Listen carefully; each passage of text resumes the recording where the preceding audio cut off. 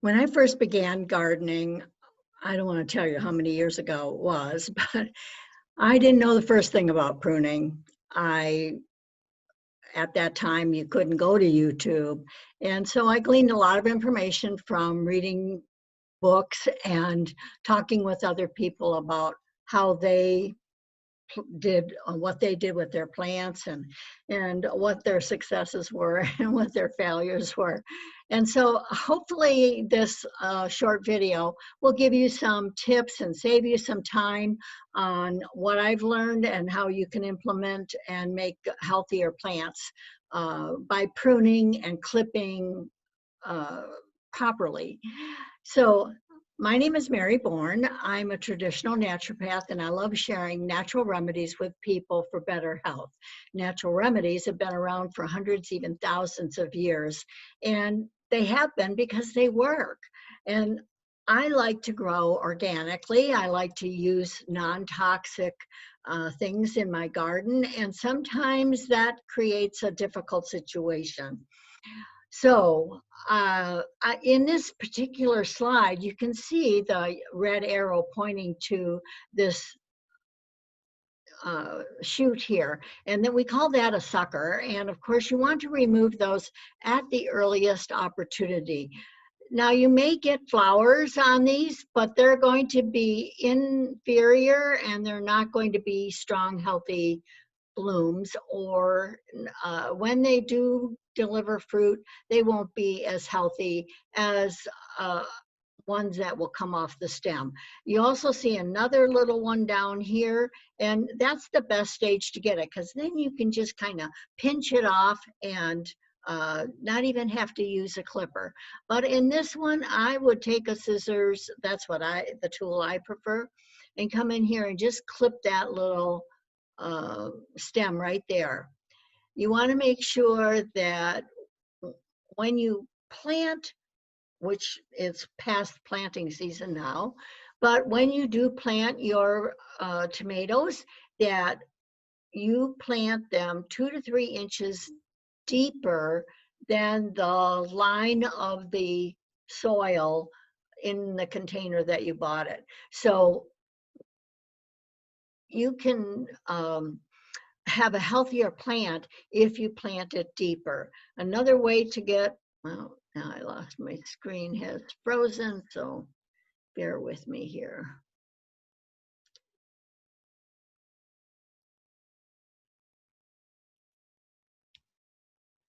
Okay, there we go. So you also, after I've planted it, I water it well and mat down the soil so it's nice and sturdy.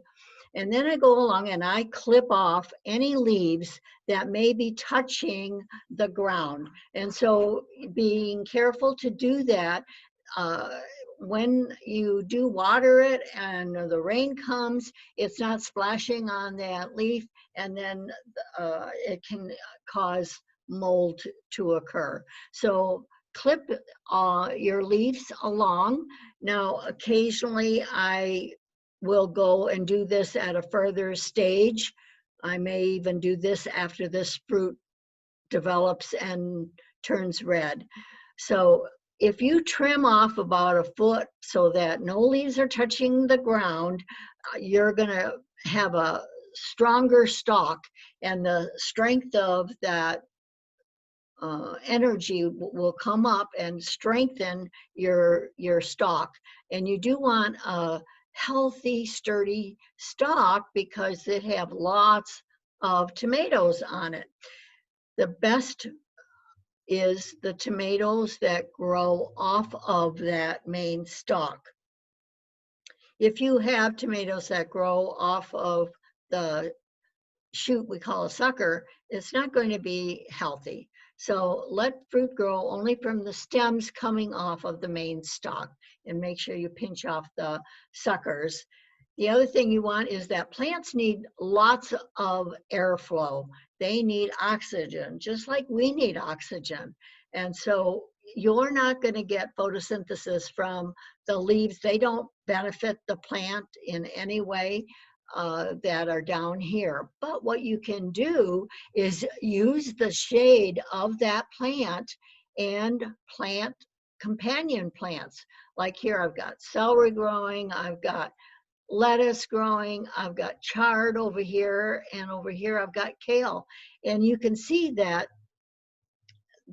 I'm going to make use of that shade, and so that these fragile plants won't go to bolt. And we've been having some really, really hot temperatures lately, and ordinarily my lettuce would have bolted by now if it had been in direct sunlight.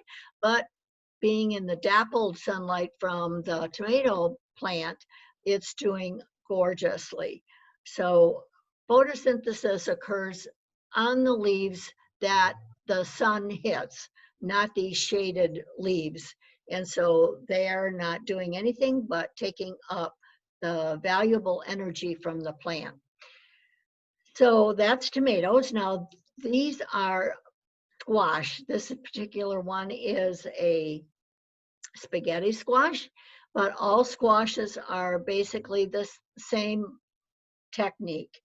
You want to cut any yellow leaves off, and you want to cut them off as close to the main stem as you can.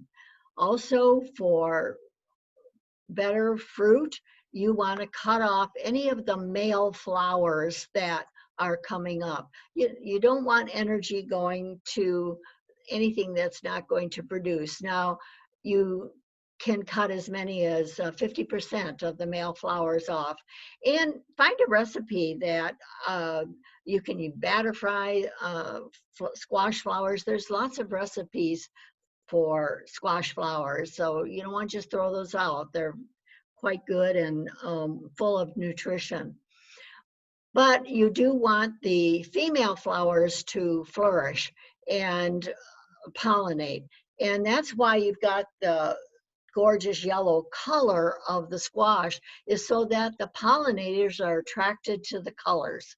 And if you have a dense area of leaves, then the pollinators cannot find the bloom. So you want to make sure that they have full vision of those beautiful yellow blooms so that they can pollinate and create great squash.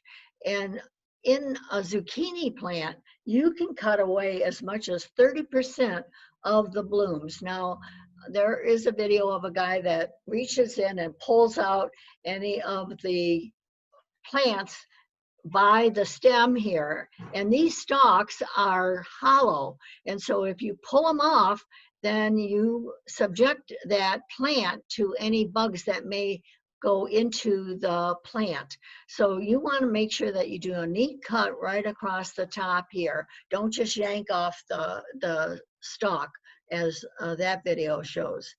So the object is that you want lots of airflow, because again, plants like humans need oxygen. And so if you're driving in a car, don't wear a mask. If you're in a confined place, don't wear a mask. And if you're outdoors, you don't need a mask. We know that sunshine kills the germs, and so it's really important for us get out there and get our vitamin D from our sunshine. You only get vitamin D to exposed skin.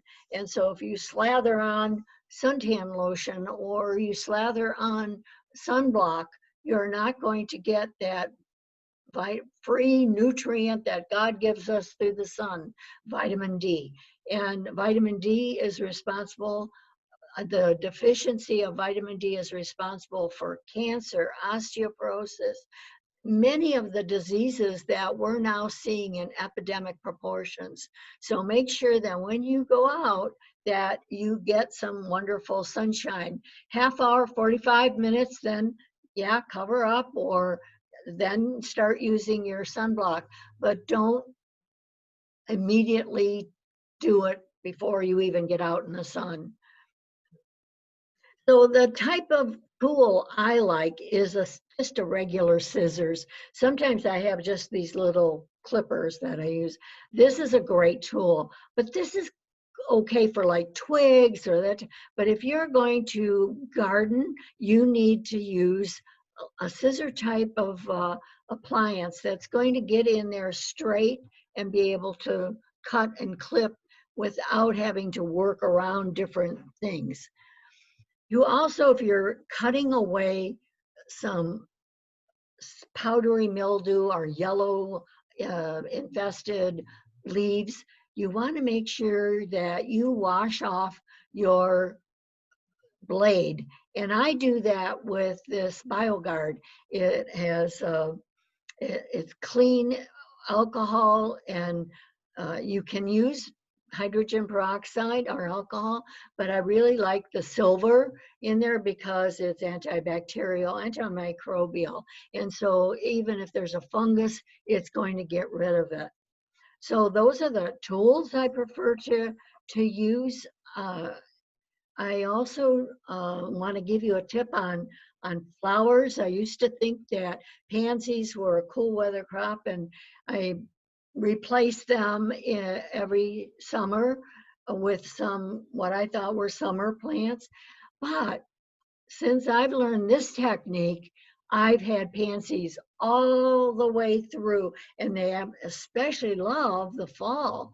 And sometimes I'll have them come up again next spring. So they're a really value plant. So the main thing you want to do is, you see this spent bloom, is get down there and cut it at the main stalk. Same thing here. Now I'm a little high on here just because I was trying to manage the camera in the scissors, but you want to really cut it down here. Now this particular one I've allowed to go to seed, and you can see that the pod is starting to open up where the seeds are.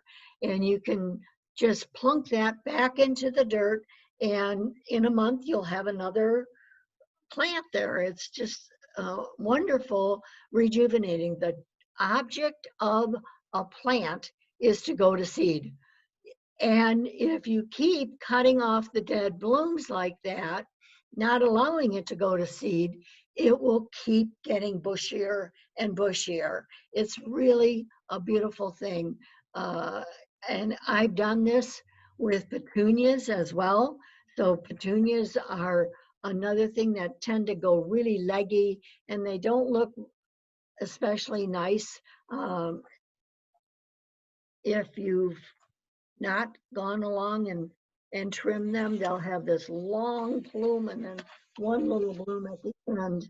So the important thing is to trim. This is where the bloom has fallen off, and you want to trim it at the stalk right here. Here's another one. Get to as close as you can. Here's another one. Cut that right here. And then you'll end up with having a beautiful bushy plant. If you do this about once a week, it really doesn't take long. I have a lot of petunias and a lot of pansies, and it takes me maybe 5 minutes an area. It doesn't take long. You just clip, clip, clip, clip, clip, especially when you know what you're looking for. So if you have any questions about this, you can email me, Dr. Mary at bornforhealth.com, or comment below and I'll get to you, or thumbs up if you really like this video, if it's been helpful for you in the garden. Last week we did about keeping your soil healthy, because when the soil is healthy, the plant can bring up the minerals it needs and the nutrients it needs. Keeping it watered well is also very, very important. We too need water. We need oxygen, we need water, and we need nutrition, and we need air. And so do plants. So make sure that you're balancing out your water and your I talked about healthy fertilizers last week, and I'll put a link to that description below on how you can get the information on healthy fertilizers for organic gardening. So, and I hope that you've learned some things on how to keep yourself healthy with vitamin D and vitamin C and the things that are provided for us through nature. So I hope you utilize some of these pruning techniques that I've shared with you, and share this video with others. Keep watching for more tips on health and focusing on gratitude, being thankful for people and gifts of nature all around you. And this is Dr. Mary for the Health of It. And until next time, thank you for viewing.